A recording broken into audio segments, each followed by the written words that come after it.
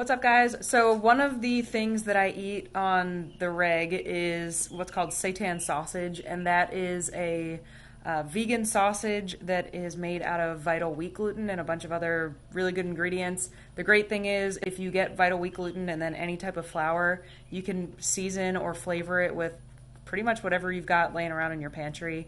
There's tons of protein. It's relatively low carb, super low fat, and it's great if you are looking to try some more plant-based foods, or if you're vegan or vegetarian. This is a great option. They're really expensive to buy the sausages in the store, so I like to make my own whenever possible. But here's the recipe.